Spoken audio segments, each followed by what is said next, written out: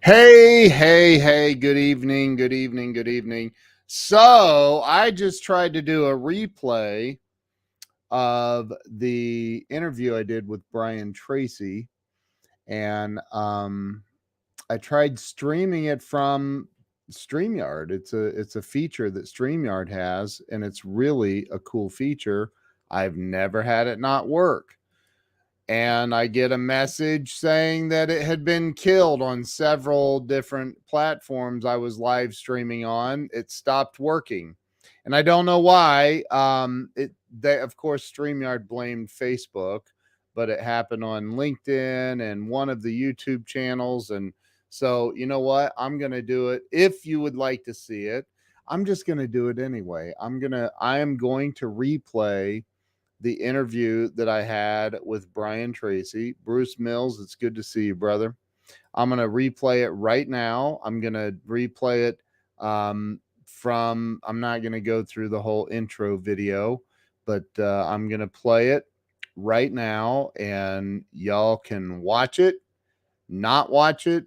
I hope you watch it. I've had so many people reach out to me. Jose Garza, what's happening, brother? I just hung up with him a little bit ago. I've had so many people reach out to me and say, man, that Brian Tracy interview has impacted my life in such a positive way. And I thought, you know what? Why not just replay it again and give people the opportunity that maybe haven't seen it yet?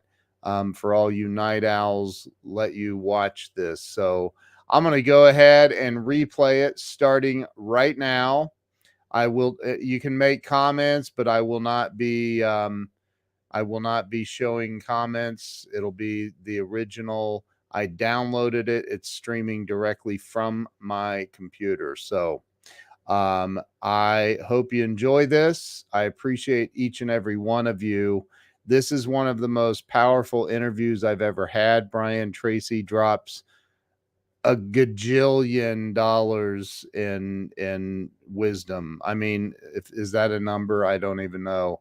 There is so much wisdom he shares with us in this interview. I highly recommend that you watch this, take notes, rewatch it over and over and over.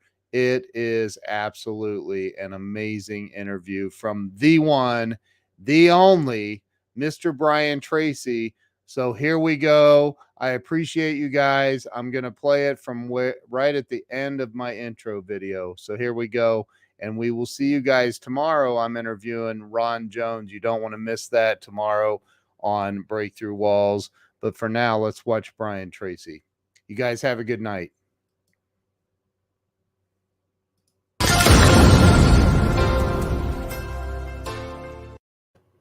Let me bring Brian on. Brian, welcome to the show. Thank you, Ken. It's a real honor to be with you. I'm so impressed with what you've accomplished.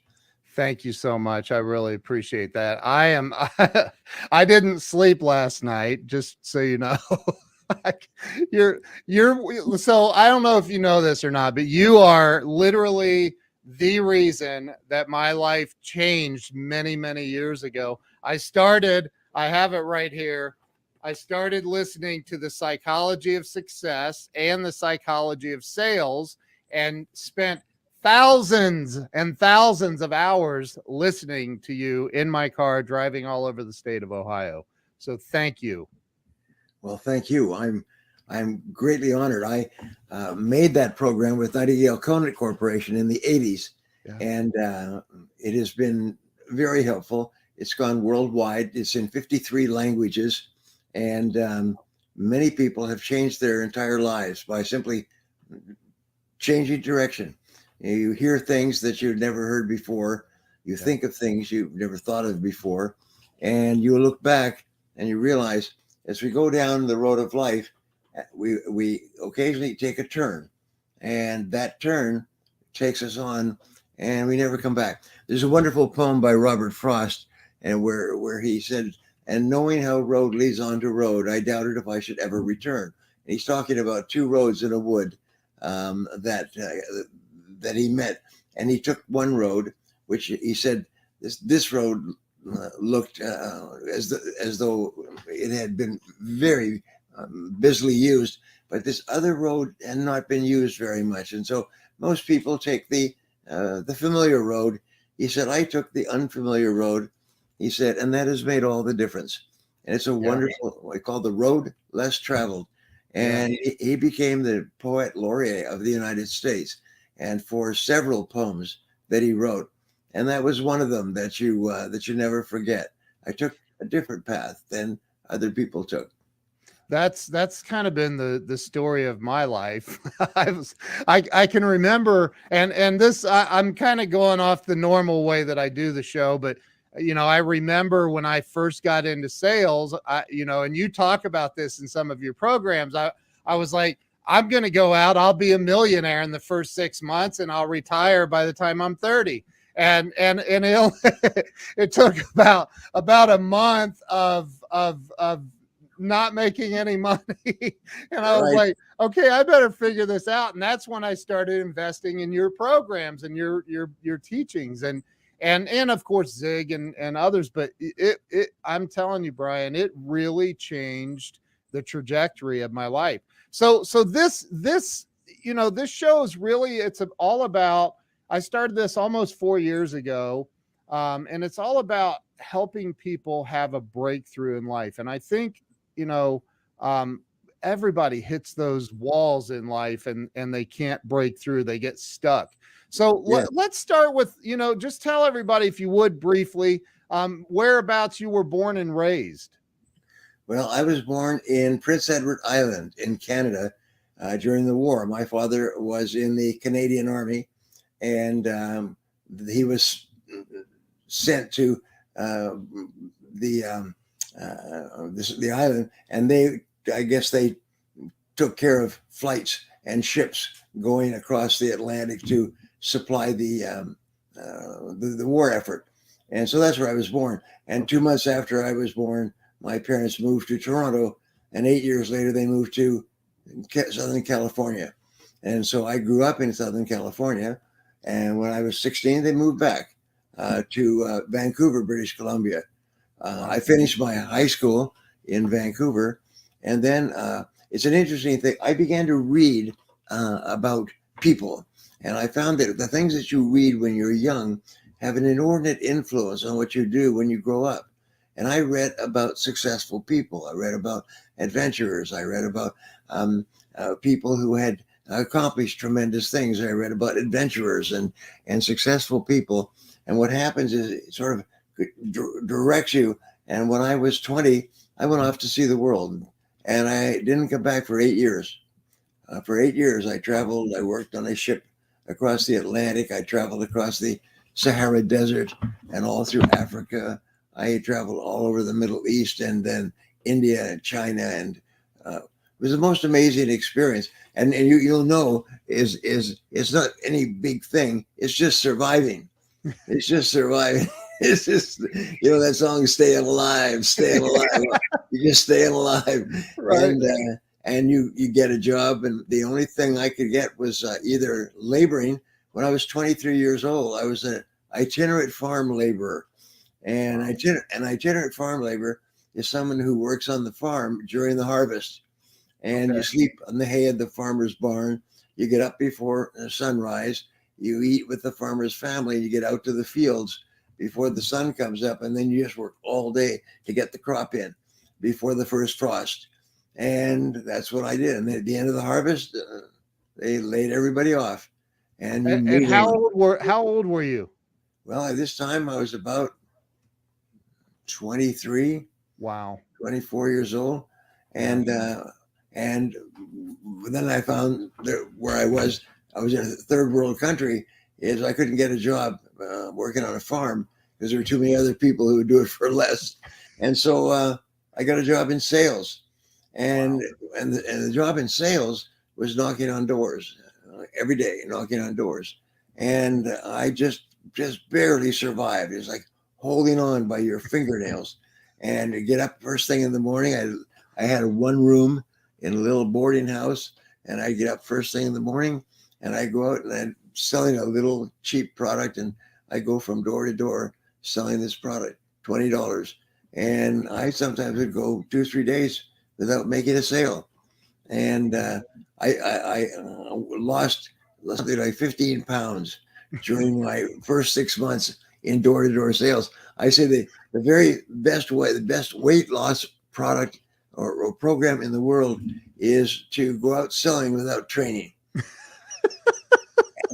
Here's something that you didn't experience. So when I started, it was door to door. I was going door to door, business to business, knocking on Yeah, doors, having yeah. secretaries yell at me and throw me out, and so I had enough rejection that I would go, instead of knocking on doors, I'm going to go listen to more Brian Tracy.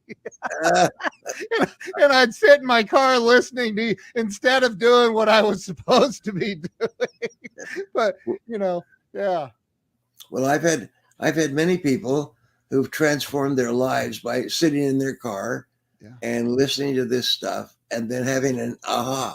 an aha moment. And sometimes just one insight, one idea.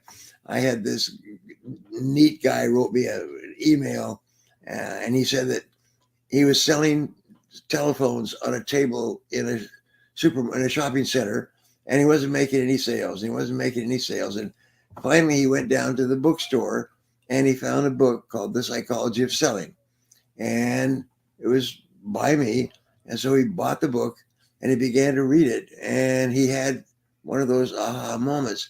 And one of the most important things that I teach, surprisingly enough, is I teach this to say to yourself 100 times a day, I like myself.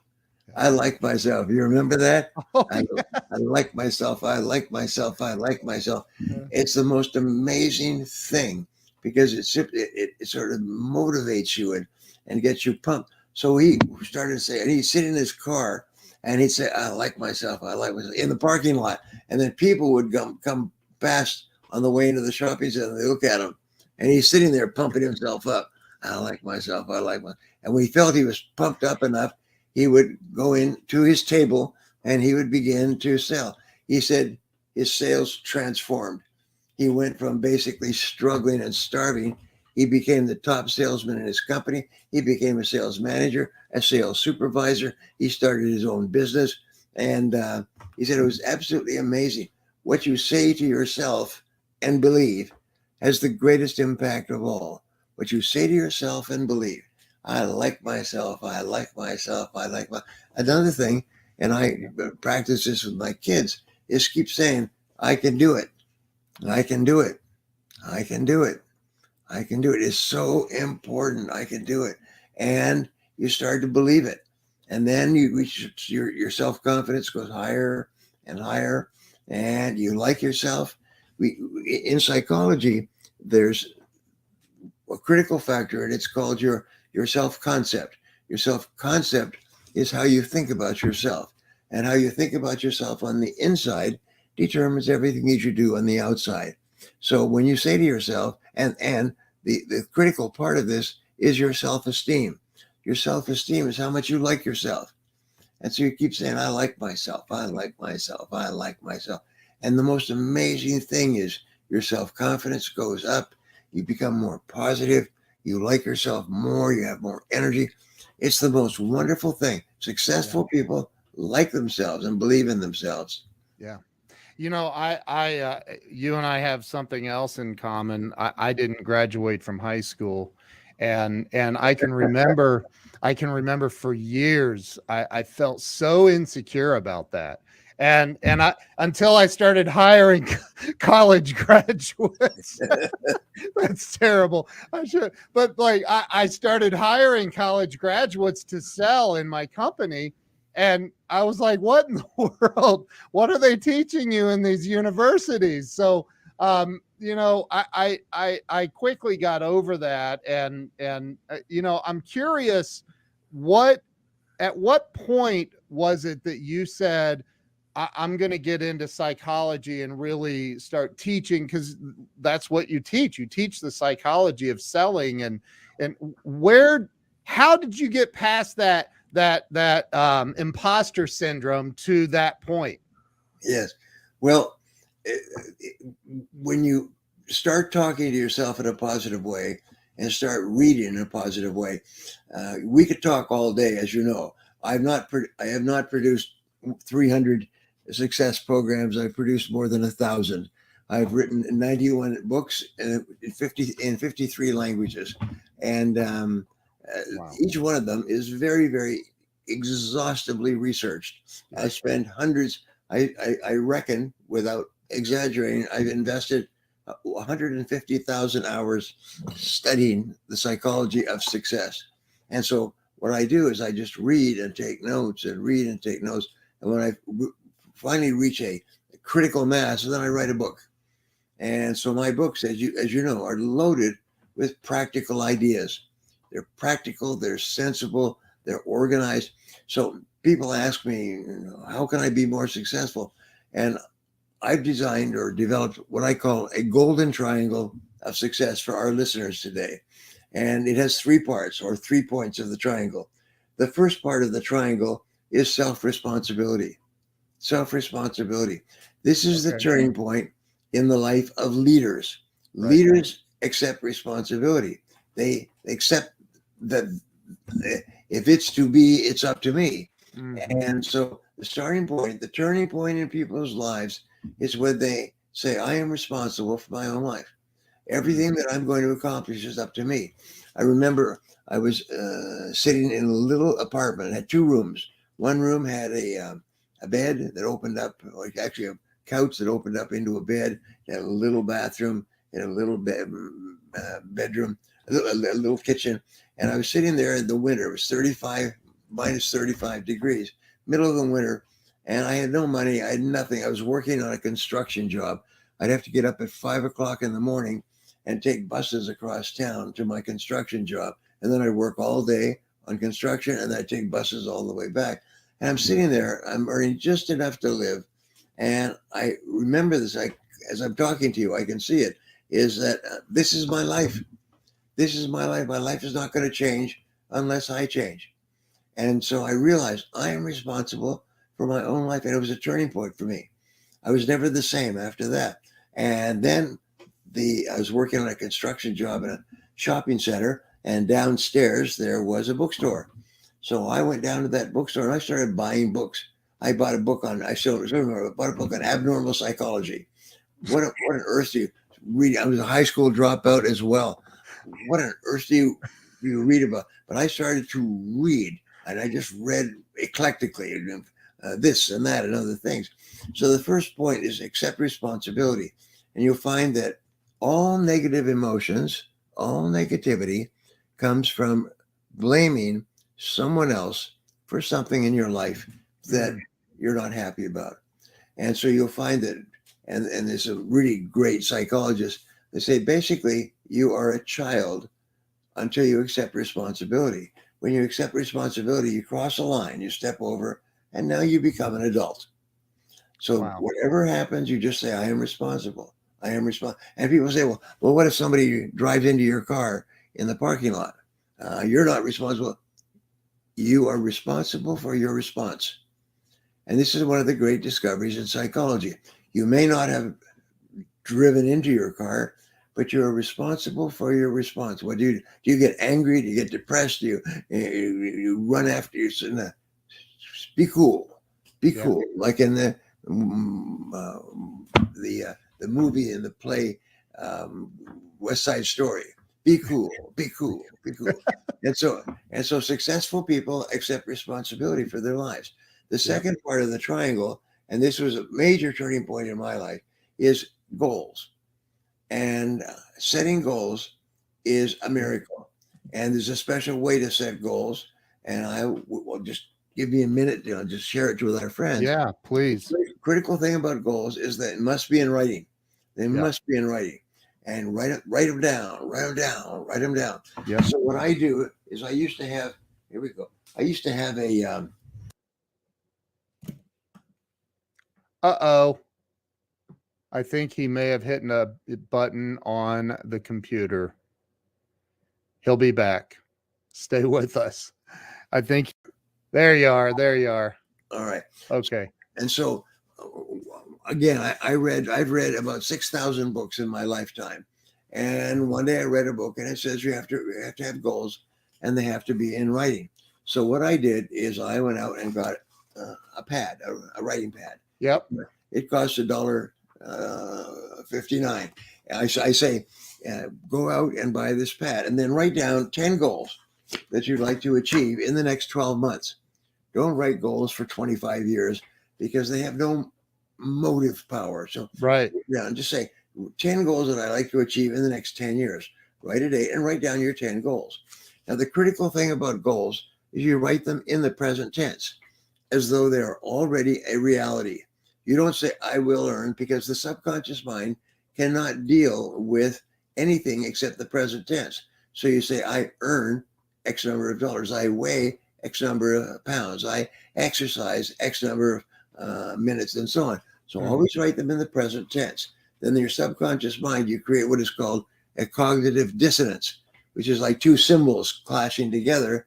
Your subconscious mind says, wait a minute, you're not earning that kind of money. And you just keep saying, I earn this amount, I earn this amount. And your subconscious mind says, okay, and it begins to see, and everybody's read about the law of attraction.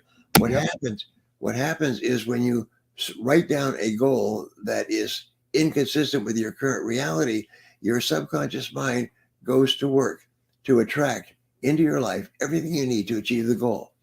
And it's almost a miracle. So I was living in this little one-room place, sleeping on the floor of a friend's one-room place. And I said, it was a magazine, and it said, if you want to be successful, you got to have goals.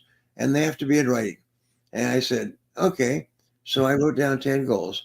And I very quickly lost a piece of paper. But in the next 30 days, my life changed forever. I was never the same. I still remember within 30 days, my income had doubled. I was losing weight. I had more confidence. I was working every single day. Things changed. So it's a miracle. I said the key to success is you need a goal and you need a pen. And it's an interesting thing is when you write a goal down in the present tense as though it were already true, it's like programming it into your subconscious mind. It's like it's like computer programming. You write it in, and then your subconscious mind goes to work on it 24 hours a day. And it's the most amazing darn thing. And within a month, my life had changed. And I started to study goal setting. And I've written a book on goals, which is now in 40, 50 languages. And it changed people's lives. Have you seen my book on goals?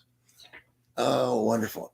I have 2 copies of it, actually. Wonderful. It's the best-selling book on goals in the world in multiple languages. Now, for our friends here, if you go to briantracy.com, there is a complete goal-setting process. And so I'm not going to explain here, but you go there and it's free. Just go there and download it and follow the instructions, and it'll change your life. And I know because I have a steady stream of emails, and they all say the same thing. They say, you changed my life. You made me rich. You changed my life. You made me rich. I've heard that so many times. It's almost like a joke. But here's the, and so, I think about all the teachings that you've done and I've absorbed, and the sitting in my car listening to you when I should have been knocking on doors. But and that brings up a topic of, there are people in this world, and I don't want to be negative in any way, because I'm not negative, but there are people in this world that could hear this message 500 times and they still leave this world never having written down their goals, never having done any of the affirmations that you're talking about. They go on and die eventually with their dreams still buried inside of them. And so how do you is it possible to get people to change and start doing the work? Well, you cannot change people. Is one of the things that I've learned is that people don't change. It's one of the great rules of life. People get into relationships and they think that, I'll work with this person and they will become different. And the rule is people don't change, except if they decide to change. Yeah. If they decide to change and they work on themselves. For example, when I was young, I was thin, and I remember a friend of my mother's saying, "Brian is so slender, slender." Can you imagine? I still to this day I think slender. Anyway, I went to a new high school, and the guy in front of me, his name was Tom. He said, "Would you like to come and work out with us?" And there's three guys, and they had weights set up in his basement, and they went up there almost every night after school and lifted weights. And so I said, sure. And I went up there and lifted weights. And I went from about 155, 60 pounds to 185 pounds and all muscle. And once I had it, I never lost it. And so, is it possible? Yes, you can do it, but it's not easy. This is something else. People think, well, there should be some trick or some easy. No, it's not easy. Success is hard. It requires hard work, and how hard? Very hard. And so, uh, I just learned that is be prepared to put in the hard work. And you found in sales, the selling is hard work. But here's the critical thing. Number one is accept responsibility. Don't make excuses. Number two is set goals and write them down. Now here's the key is write your goals down every day without referring back to the previous day. This is not a copybook. You write them down every day. You turn the page and write them down again in the present tense. I earn this amount of money. I weigh this. I do this. I sell this. Write it down. Write down your 10 goals every day. And if you can do that for 30 days, 1 month, it will change your life. You'll never be the same again. And I've taught this now for decades. I've taught this. I practice it myself, and it makes people rich. They cannot believe it because what they do in writing, they reprogram their whole subconscious mind. And there is a factor that most people don't know about, but you do, and it's called the superconscious mind. And the superconscious mind is a great mental power that is available to everyone. So it's sort of like it's out there. And when you set a goal, the superconscious mind works 24 hours a day to bring your goal into your life. And it's the most miraculous thing. And it brings you your goal at exactly the right time for you. No earlier, no later. It's exactly the right time for you. And it's a miracle. It's the most amazing. I'll give you something, an example. I learned this in terms of relationships is everybody wants to have a perfect relationship. So I say, all right, write down and describe the perfect person for you. Just write it down. As many things as you can, write it down. And I remember doing that, and I wrote down a list of 42 things that I wanted in the perfect person for me. And what happens is you set up this force field of energy in the universe, and that perfect person walks up to you on a bus stop or in a party, or they have a flat tire or something like that. As soon as you set a goal, the whole universe goes to work to bring the goal to you. So when I met my wife, she was taking graduate courses at the university, and we just conversation and having coffee. And she said, well, how do you find the right person? I said, well, you just take a piece of paper and write down a description and keep writing. Every time you get a new idea, add it on and so on. And until you can't think of anything else. And then don't worry about it.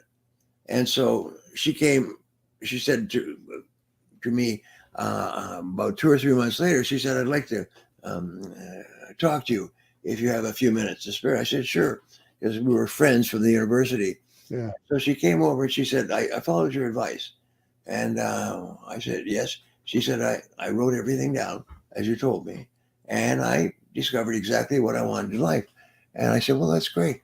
I said, what was it? He said, it's you. And I said, me? She said, yeah, it's you. You're the perfect person for me. Wow. And I still remember I was shocked. And I said, well, and I was a young bachelor at the time, and bachelors only think about one thing. You know what I'm talking about. And so I'm thinking, well, this looks good. This sounds good and everything else. But then that immediately fell away, and we sat and talked Oh, for about 3 hours, and we've been together ever since. And wow. we have 4 beautiful children. We have 8 grandchildren. Barbara is the most wonderful person I've ever met in my whole life. Wow. And it was just perfect because I wrote down, and then later on she said, "Let me show you my list," and I said, "I'll show you my list." So we both put the lists down, and our lists were matching lists. Is my list, Wow. her list, and her list matches my list. So if you want to meet the perfect person, our friends who are listening today, Yeah. is the only way you can know it is by writing it down, because that clarifies it in your mind. So you just write it down in the characteristics that the perfect person has. Yeah. And that's all. And you don't have to do anything more than that.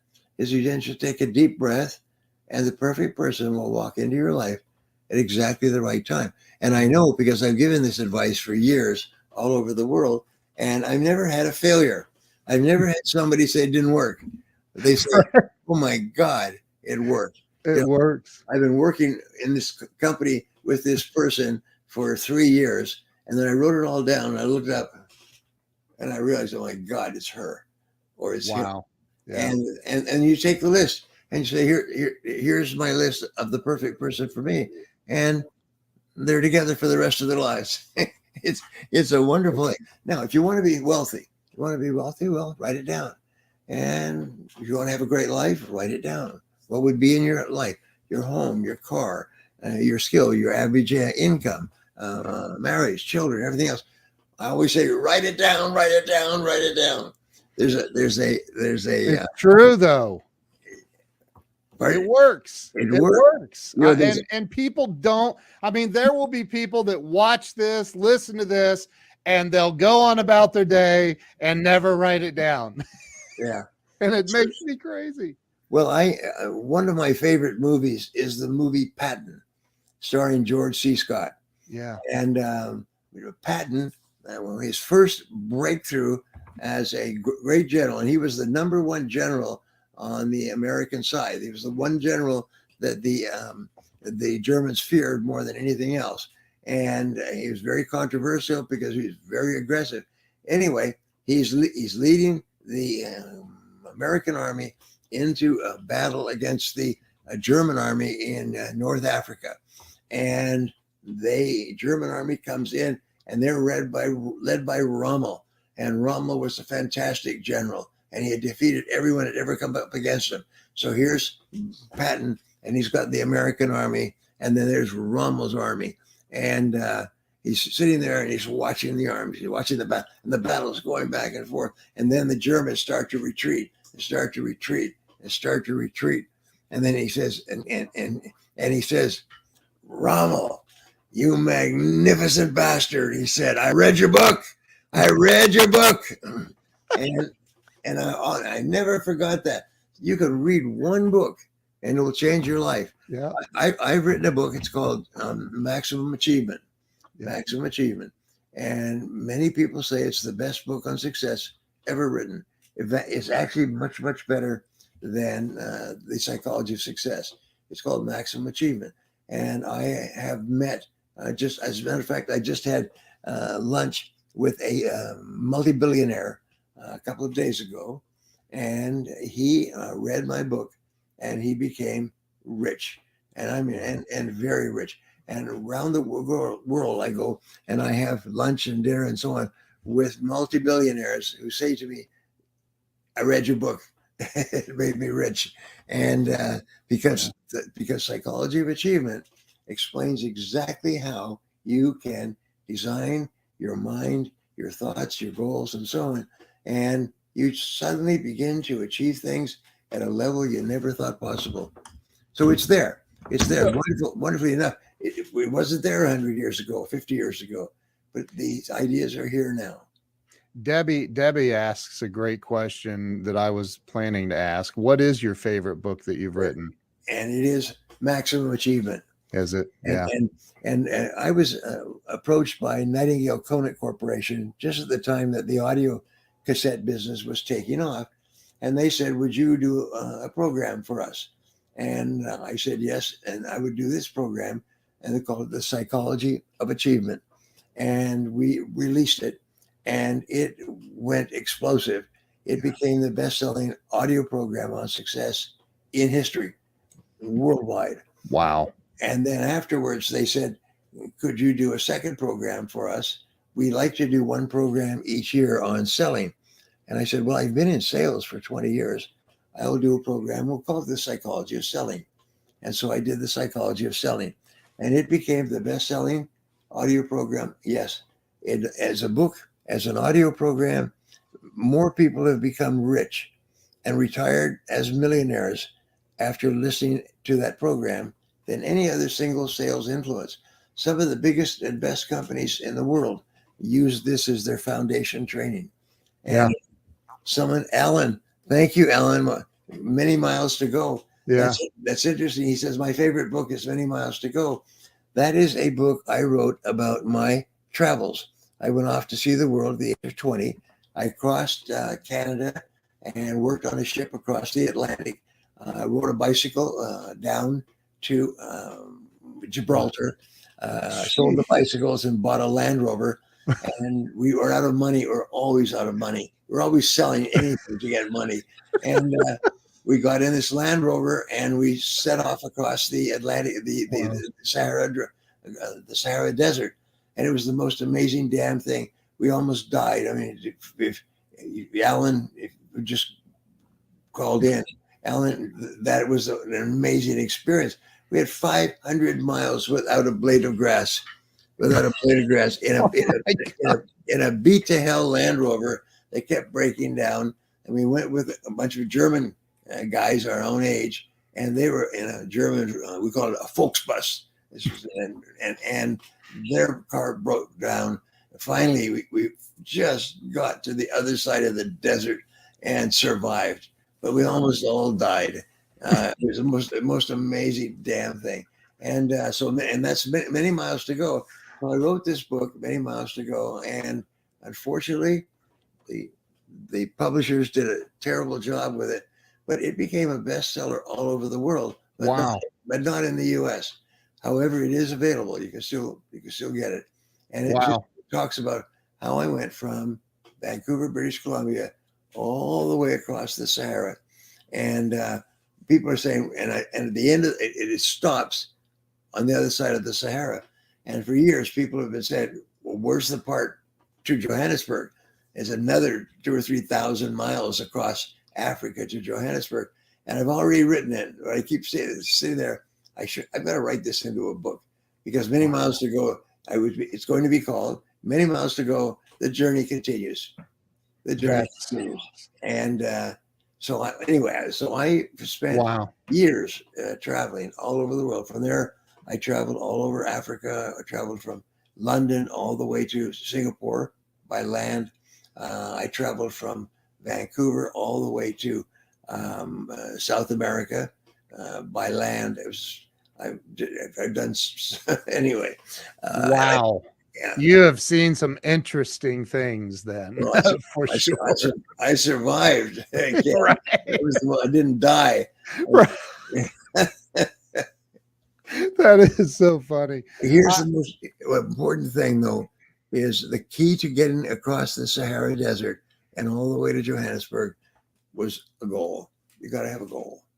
Now, the third part of the golden triangle of success, the first part is accept responsibility. I am responsible for my own life.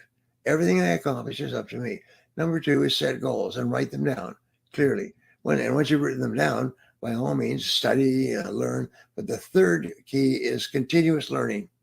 Continuous learning. And this is the transition, but it doesn't matter where you're coming from. The only thing that matters is where you're going. Yep. And where you're going is study your subject. If you study the subject of selling, there's nothing that can stop you from becoming successful at selling. Law, medicine, anything. Just study your subject. Become a lifelong student. I'm now 78 years old, believe it or not. Happy And, belated birthday. I know you just had one in the 5th, right? yeah, January 5th. Yeah. Happy And belated I birthday. say, and I still study 2 to 3 hours a day. 2 to 3 hours a day. You see behind me, this is my library. I've got books and books. You can't see what's on the floor, but there's books on the floor. There's books everywhere, and there's books throughout my house. I can't. I'm addicted to books. I can't Yep. I can't not read books. And it's the same thing. If you want to be successful, if you want to be rich, read and learn how. And Who's who do you think, and this is a great question from Daryl, who was Brian's most influential person that he learned the most from? well, let me give you three answers to that. The most important person in my intellectual life was Yeah. a man named Ludwig von Mises. And Ludwig von Mises was this was sent to me as a gift.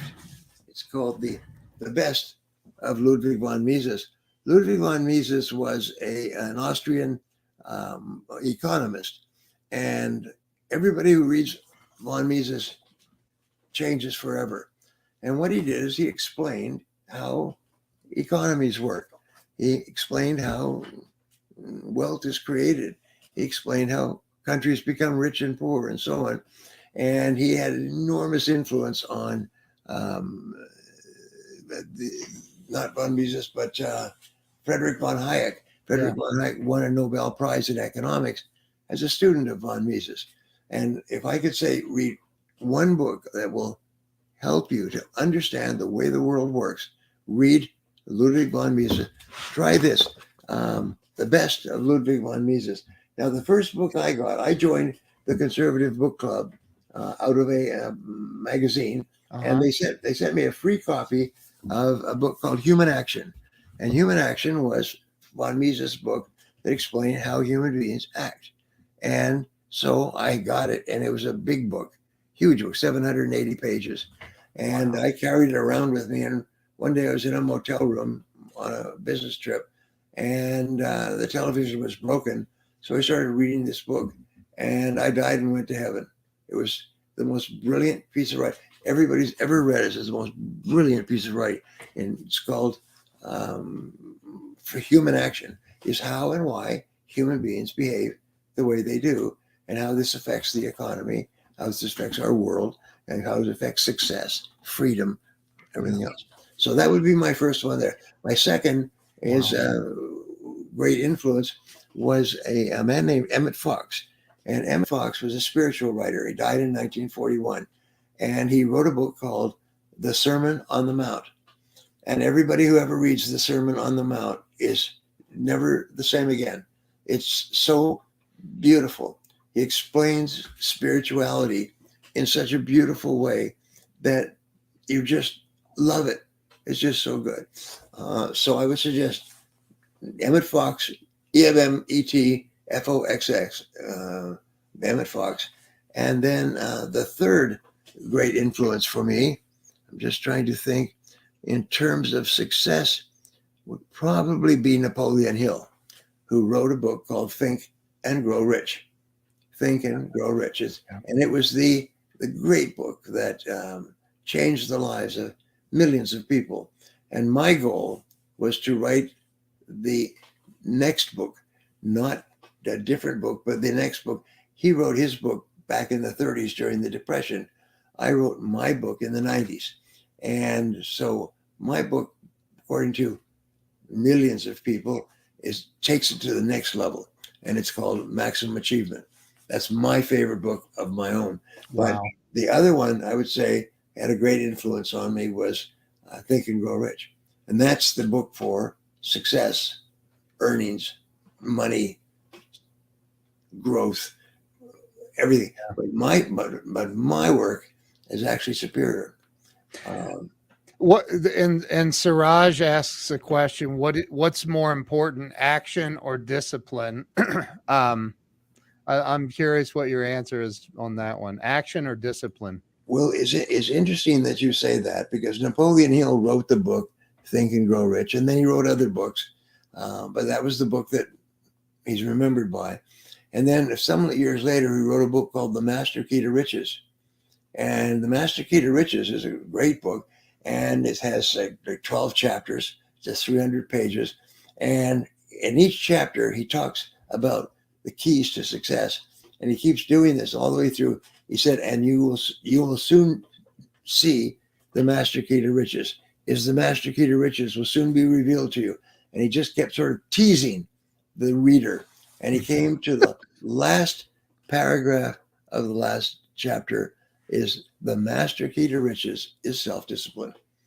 And I wrote books on it. I have taught on it. Self-discipline is the most important skill.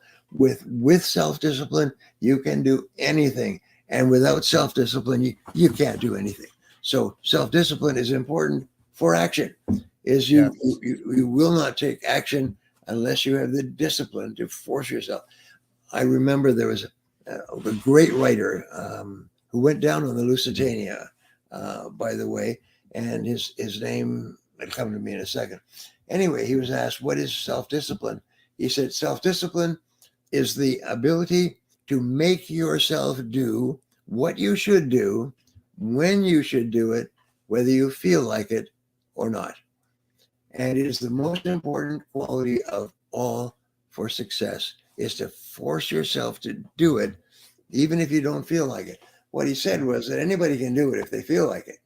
It's when you don't feel like it and you force yourself to get up in the morning and to exercise and to drive all day long and to study and to upgrade your skills. This is the mark of the superior person. There's this young man right here, Luke Aberley. He's in Canada. His father is Troy, and they're both in my mastermind group. Luke is 13 years old, and this kid asks the most brilliant questions, Brian. Yes. He says, "What was your biggest aha moment?" My biggest, I just told you, thank you, but my biggest aha moment, and I've had several, but it was in sitting in that little crummy kitchen in my little apartment, cold, broke, no future, when I realized that I was responsible for my own life and that everything that was ever going to happen to me was going to be up to me. Nobody was going to do it for me. And I still remember to this day, I can still see the little kitchen. I can see myself sitting there. I can feel the cold outside. And I never forgot that. It was the major turning point in my life. I'm responsible. Do you think that was a spiritual God thing, like waking you up? It could very well have been. Each person, by the way, has these experiences in life, but most people don't listen. You know, the bell goes off and they ignore it, and in this case, the bell went off, and I realized, and from that day onward, I never deviated from accepting responsibility. Yeah. I put together a seminar called it's called the Psychology of Achievement, and I began teaching it, and eventually we videotaped it, and then we recorded it, and we created workbooks, and we began to give it all over the world in about 30 different languages. And it starts off with several different principles, but the first major principle is self-responsibility, because without it, nothing is possible. And so that's how I sort of began my career as a speaker, is starting off with, you are responsible. Say these words, I am responsible. I am responsible. And it's amazing because it's interesting. Everybody in life wants to be happy. They want to be happy. So the opposite of happiness is negativity, is anger. And all anger comes from blaming someone else for something in your life. And the way that you overcome blaming is you cancel, like my friend Mark Victor Hansen says, cancel, is you cancel all negativity by saying, I am responsible. I am responsible. No, wait, I am responsible. And you just keep saying that, and you keep encouraging your children to say it. and you encourage your staff to say it, is don't blame anybody. If here's what I learned from studying metaphysics, and I've spent hundreds and even thousands of hours on this subject. And what I learned was that everyone wants to be happy, we want to be positive, and the opposite of negativity, being positive, is accepting responsibility, is just saying I'm responsible. And when you say that, all negativity disappears. Yeah. So therefore, if you want to be happy, you want to have a great life, accept responsibility. I am responsible. It seems so simple, but I taught this in my seminar all over the world. I taught it in multiple languages. And that was just one principle at the beginning, sort of like the kickoff, is that people realized I'm responsible. And so from this point onward, don't blame anybody else. It's interesting in politics today is that you have one whole political movement that is only exists because they blame someone else for things that they're not happy about. Is if they're blaming, they become angry. When you stop blaming, what I learned in metaphysics is that when you stop blaming, since nature abhors a vacuum, if you stop blaming, then the only thing left is positivity. Is you become a positive person, a totally positive person. It's a fabulous experience. As soon as you stop blaming, the only thing that's left is positive thinking. Now, when you're positive, you're creative, you're open-minded, you see opportunities, you have more energy, you can hardly wait to get up in the morning. It's a wonderful experience. You've heard this where people are like, you can't just go through life having a positive attitude, but actually you can if you just take responsibility. Yes. And it's think of it like this, is physical fitness, physical health is the opposite to physical illness. So mental health is the opposite to mental illness. So if you accept responsibility for your own life and refuse to blame anybody for anything, you just become a positive person. And yes, you can. You can be a positive person most of the time. Now, every so often you're going to have a negative experience. So my friend Charlie Jones used to say, it's not how far you fall that counts, but how fast, but how much you bounce. So always bounce back. Yeah, you have difficulties in life, bounce back. One of the things that I teach is that if you had a negative experience, write down, what did I learn from this experience? I have a friend who started off poor, didn't go to finish high school and all this stuff. I started a business with two friends and went broke and ended up back living with his mother at the age of 23. And he did something just accidentally. He took a piece of paper and he said, what did I learn from this experience? Starting a business with partners. So people, what did you learn about people? What did you learn about products? What did you learn about money? What did you learn about customers? What did you learn about? And he wrote it all down. And that became his lessons. And every so often he would think of another lesson, write it down. Write it down. Write it down. And he went out and became a multimillionaire. At the age of 53, he retired to a beautiful home in Palm Springs, and he plays golf every day. And he said, but the turning point in his life was to take the negative experience and write down everything he learned from that experience. And changed his life forever. That just he became his Bible. And when he learned new things, he wrote it down. And when he started a new business, he reviewed all the lessons. And you think, well, that sounds pretty simple. Yes. But if you do that, you move in.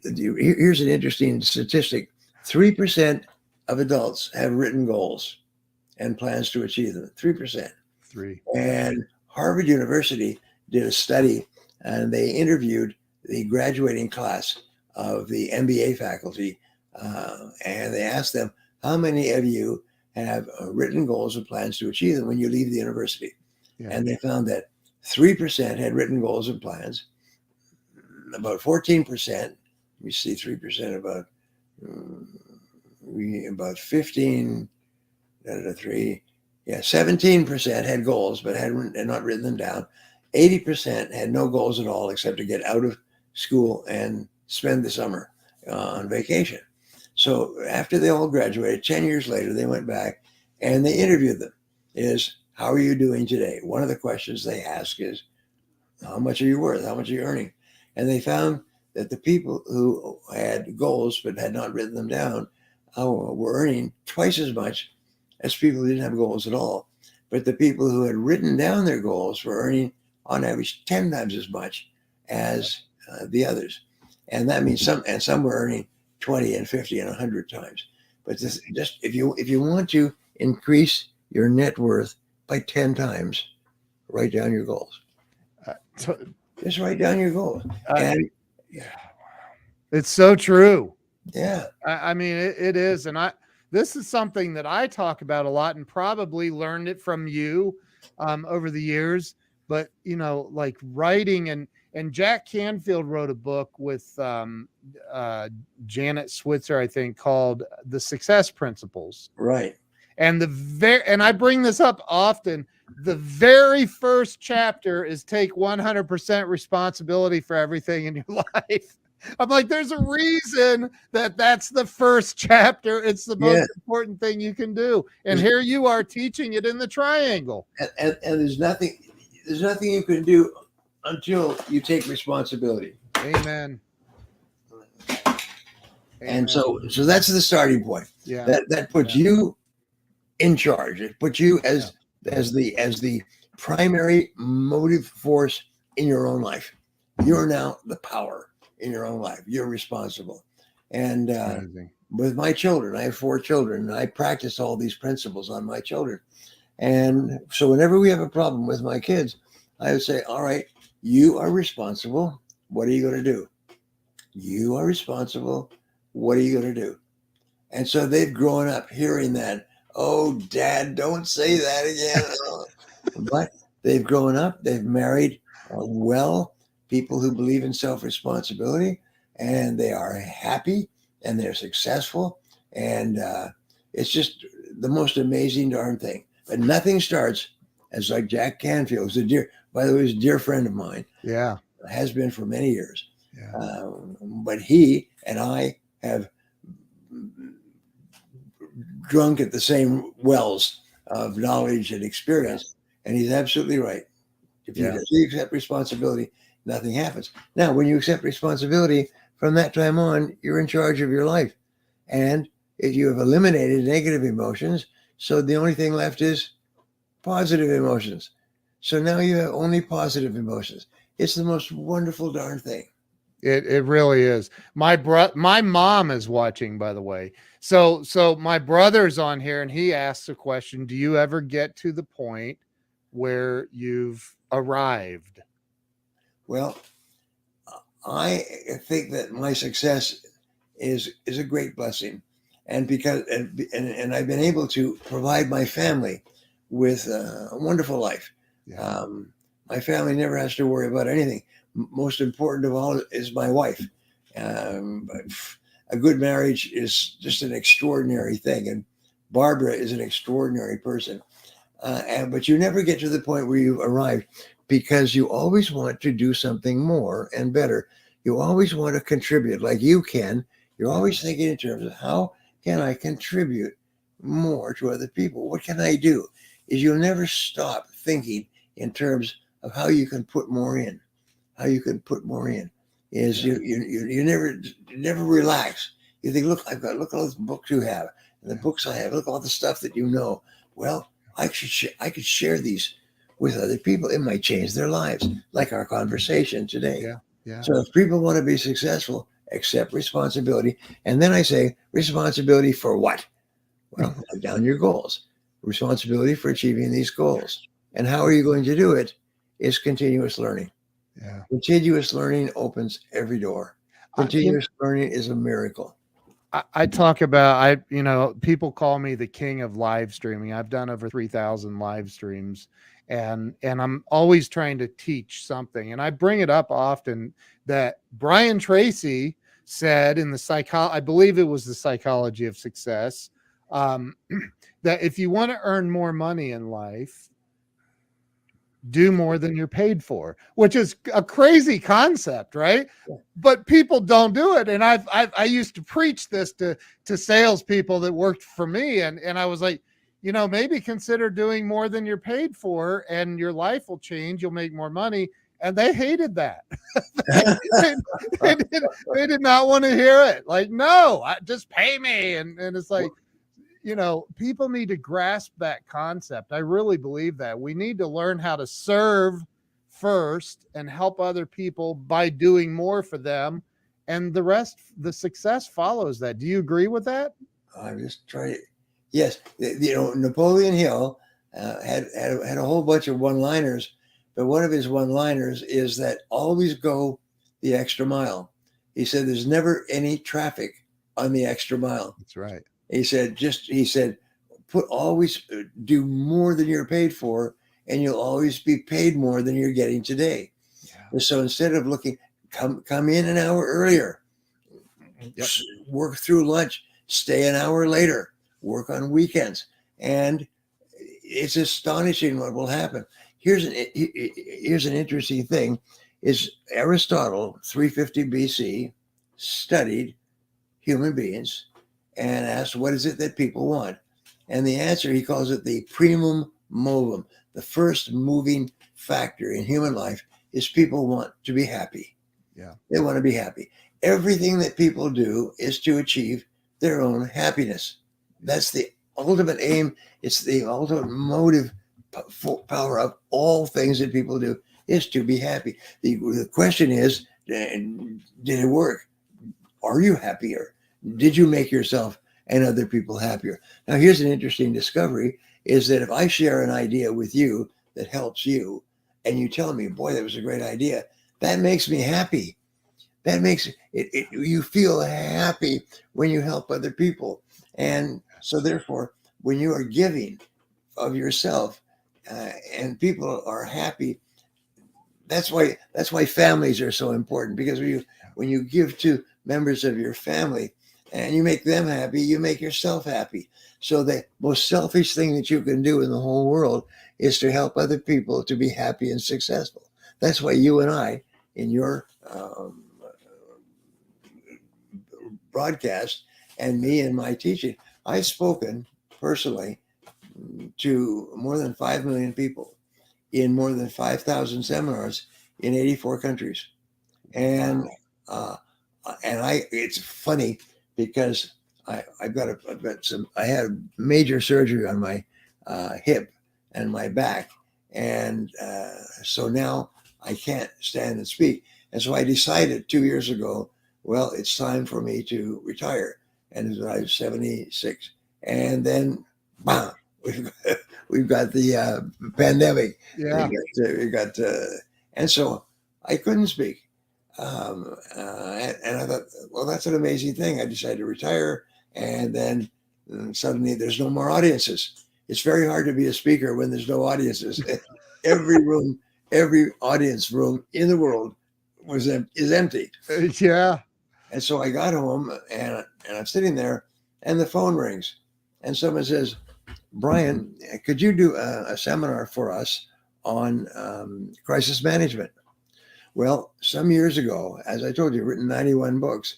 Yeah. One of the things I discovered in reading Peter Drucker was that crisis management is the most important skill you can have as a leader. Leaders have the ability to function well in a crisis.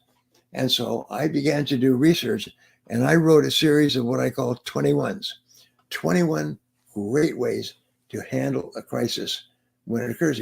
And a crisis is something that comes unbidden, unexpected, and you cannot prepare for it because it's a completely unexpected thing. So I said, okay, so I began to study and I wrote a book on 21 things to do when, I called it when the blank hits the fan. Yeah. And my publishers say, well, we can't use that word on the title of a book. So they said something else. So I wrote the book and somebody obviously did some research on crisis management.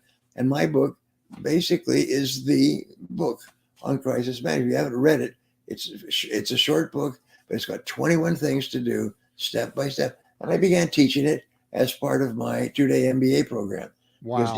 Because the one thing, as Drucker said, the one thing you're going to have for sure is a crisis. And how you handle a crisis, how you handle an unexpected reversal is the key to your success or failure. It's determined. You can have every other skill in the world, but every single person who is a top person in any field got there because when the you know what hit the fan, they responded effectively. So the phone rings, person says, "Can you do this seminar for us?" I said, "Well, everything's closed because of the virus." And he said, "No, we'll do it like this. We'll do it online on Zoom." Yeah. On Zoom. So I said, "Sure." And I did the seminar on Zoom. And then the phone rang again. I was on that phone. "Can you do that for our company?" And I've been doing seminars like this. Wow. Day after day, week after week. I'm almost as busy as I was when I was speaking and traveling. And you don't have to stand. No, and I don't have to stand. Yeah. So what I do is this home, when we wrote down everything we wanted in the perfect home, and we found this, it has this beautiful office just set apart from the rest of the house. So what I do is I get up, I walk in here, and I talk to you and thousands of other people. I did a seminar for 22,000 people in Russia last week. Oh my gosh. Yeah. Wow. And I've done seminars I did a seminar for 15,000 people in Singapore recently. It's because all the person has to do is just tap in. And the wonderful thing is that I have to condense my material. And so people can sit, and 1 hour, each of these seminars is 1 hour. So a person can tap into it. You can actually do it with your iPhone. You can take it anywhere in the world and get all this condensed information. And you don't have to travel, and you don't have to stay in a hotel, and you don't have. I think that the entire business of professional speaking is about to be destroyed because the movie business is really struggling because people look with Netflix and you can get the best movies in the world in just a matter of a couple of weeks after they are released. Yeah, it's crazy what's happening. I know how valuable your time is. I am so genuinely grateful. I want to ask you one last quick question that I ask everybody at the end of the show. I could talk to you all day, by the way, but I'm being respectful of your time. But what is, in your opinion, and I have a feeling you've already answered it, so this is a recap. In your opinion, what is the number one thing that is preventing people from having real financial success and happiness? And I do believe those two things are related because I've been homeless and broke, and I've been really wealthy, and really wealthy is better. I just, so what do you think is the number one thing stopping people? Is they don't believe in themselves. They don't believe in themselves. And so what you have to do is almost like you have to reach into your mind and you have to turn it like a gear that is, you have to turn it. And the way that you do it is the way that we've been talking. Yeah. If you're not happy with your current situation, write down and describe the situation that would make you really happy. Write it down. And I always say this: write it down, write it down, write it down, because it's almost like a measure. How can you tell if a person is going to be a big success? Is they have written goals and plans. And if you have written goals and plans, and then every day you'll start to attract into your life people and circumstances that move you towards your goal and that pull the goal toward you. And it's just a miracle. I mean, if people who are listening to this today will just do this, take a piece of paper and write down 10 goals that you would like to achieve in the next 12 months. Then review this. This is an exercise I put my audiences through. Then what you do is you look at this list and you say, if you had a magic wand and you could wave a magic wand and accomplish any one goal on this list within 24 hours, which one goal would have the greatest positive impact on your life? Let me repeat that. Which one goal would have the greatest positive impact on your life? And put a circle around that goal. Think about it. It's sometimes you know exactly what it is.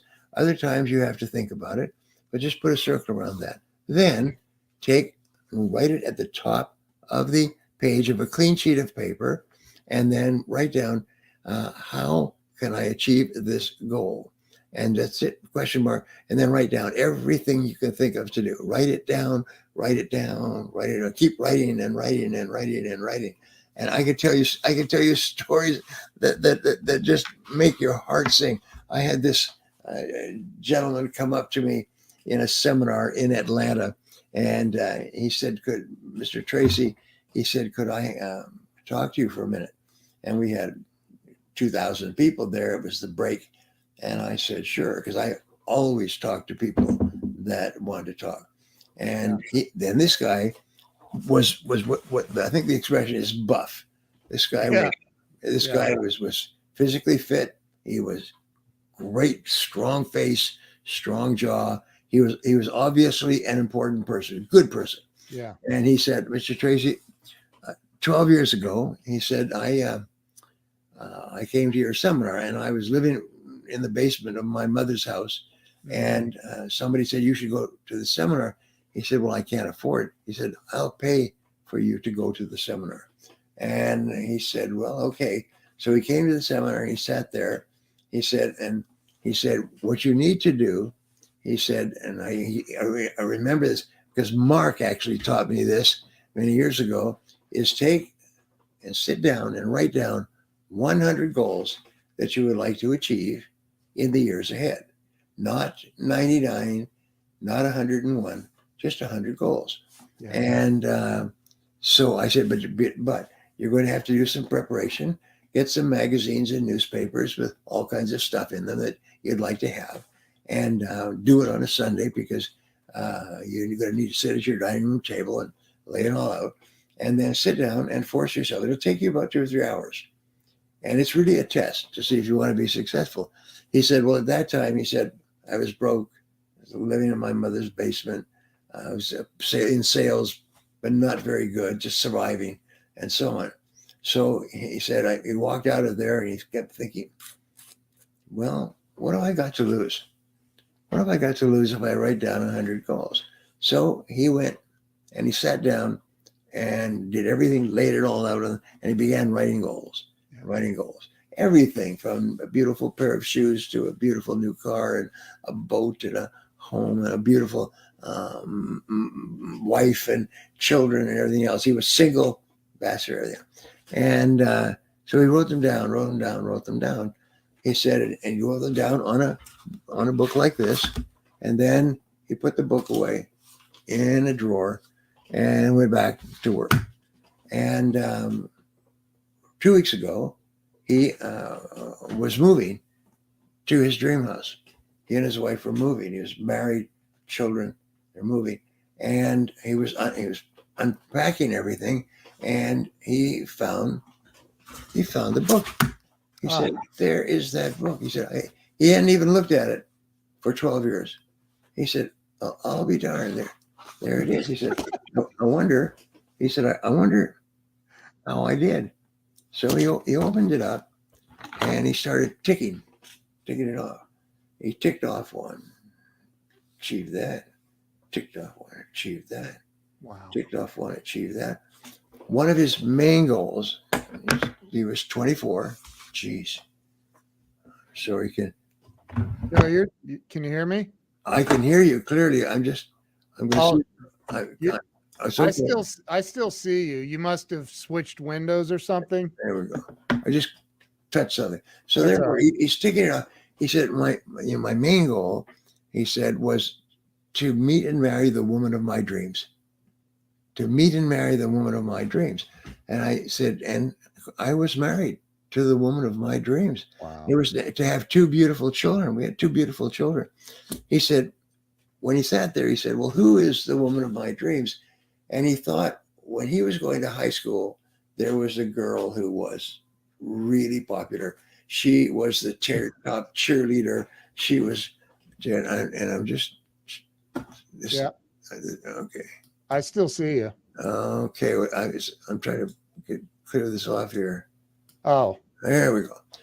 And so he said it was this girl, and she'd gone to high school with him when he went to high school. And it was 200 miles away.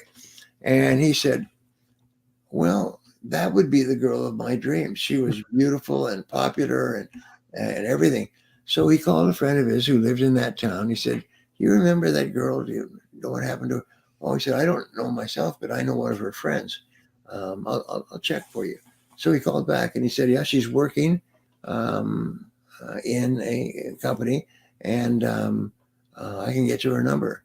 So he called her up, and he's out of the blue. He said, hi, you don't remember me? We went to the same high school together. And he was sort of like you and I, no money, no fun. yeah. And and he said, and I'm coming to town for a business meeting, and I wonder if I could take you out for lunch and just talk about what we've done since school. And she was very nice about that. She said, sure, okay, why not? And so he drove 200 miles. He did not have any reason to be there.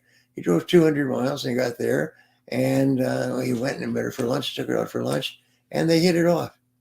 And he drove home. He called her again, drove back 200 miles. He kept doing this, and they fell in love, and they got married.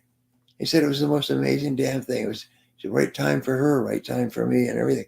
He said, every single, he said, to get these goals off, one goal at a time, tick, tick, tick. He said, Brian, and this is, I told you he was like a buff guy. Yeah. He said he started to get weak. He started to kind of, he said, Brian, he said, God damn, he said, everyone, he said, I'd accomplished every one of the 100 goals. Wow. Everyone.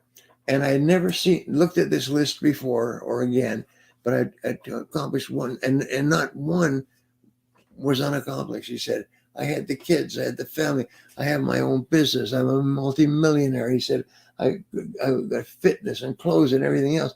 He said it was like a miracle. He said, and everything was there. Now, I tell you that because of our friends who are watching, is if you have the strength, the discipline, the power to write down 100 goals in the present tense. I earn, I have, I achieve, and so on.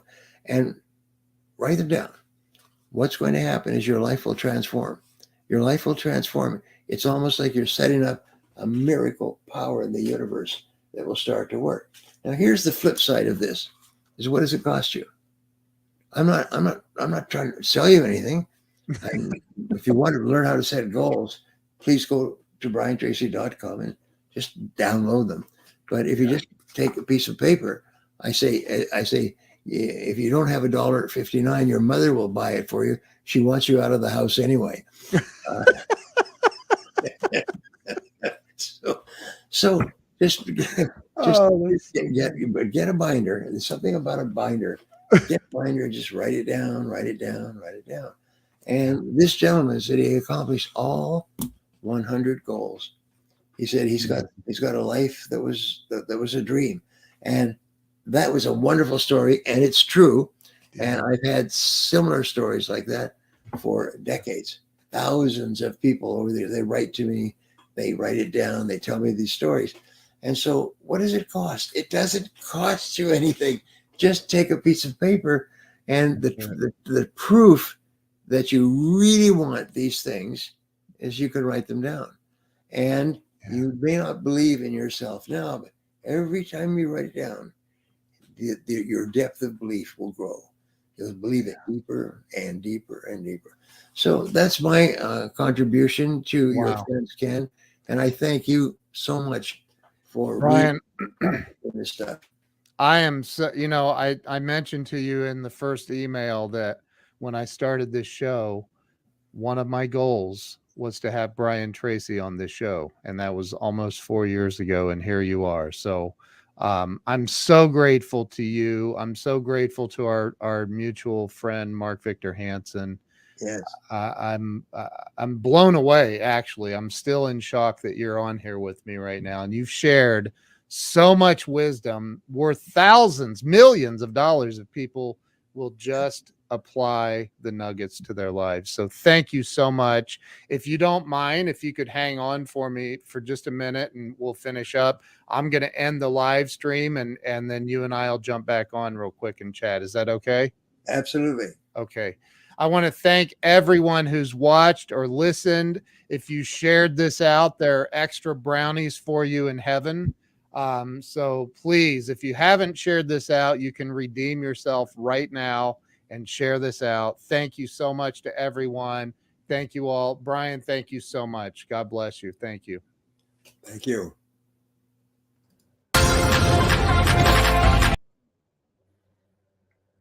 So there you have it. The one and only Brian Tracy on Breakthrough Walls. That was a life-changing interview for so many people, including myself. And just rewatching it again for, I don't know, maybe the fifth time that I've seen it. Apply those principles, apply them. I mean, I do it every single day of my life. I write that stuff down. It works. It produces miraculous results. And I hope and pray for you that you apply those same principles, that you rewatch that interview over and over, that you go to briantracy.com and you download the goal setting thing. It's free. He does make a $27 offer to get a lot of extra stuff. I bought it. It's phenomenal. So anyway, I wanted to replay that again tonight. I've had I don't even know how many messages from people, phone calls, text messages saying, "Man, that Brian Tracy interview changed my life," and people thanking me. So, thank you all for watching.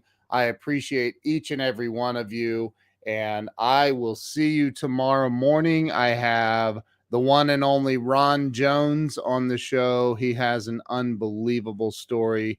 So make sure that you tune in at 11 a.m. Eastern Standard Time tomorrow to hear Ron Jones' story. Thank you all for watching. Appreciate you being here. Have a great, great night and write it down, write it down, write it down. Write your goals down.